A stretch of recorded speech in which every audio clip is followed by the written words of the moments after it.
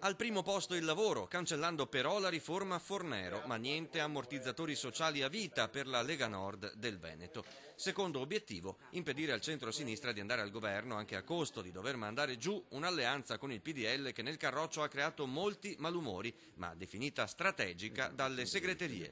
Il fatto di avere l'alleanza con il PDL consente al nostro segretario federale Maroni di poter arrivare al governo della Regione Lombardia con le 3 regioni più importanti d'Italia dal punto di vista economico. Ricordo che Veneto, Piemonte e Lombardia fanno il 70% del PIL nazionale.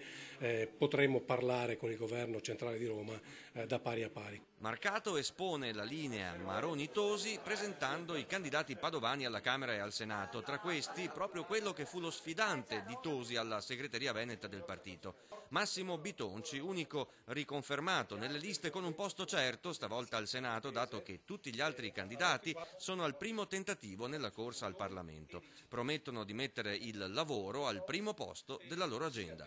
Abbiamo molte aziende che stanno chiudendo, dobbiamo dare un colpo di reni e una risposta forte, veloce, immediata a questo. La priorità è il lavoro giovanile, la priorità è far ripartire le aziende del nostro territorio. A proposito di territorio, si intensificano gli incontri in Veneto del segretario nazionale della Liga Flavio Tosi, che nelle prossime ore sarà ad Agna, nel Padovano, a Pedavena, nel Bellunese, lunedì, a Piove di Sacco, mercoledì, mentre venerdì a San Giorgio delle Pertiche, sabato prossimo, alla nuova sede padovana del partito all'Arcella. Mancano 15 giorni alle elezioni politiche, ma il 26 e 27 maggio si tornerà a votare per il sindaco in 42 comuni del Veneto, nei quali la Lega presenterà candidati propri.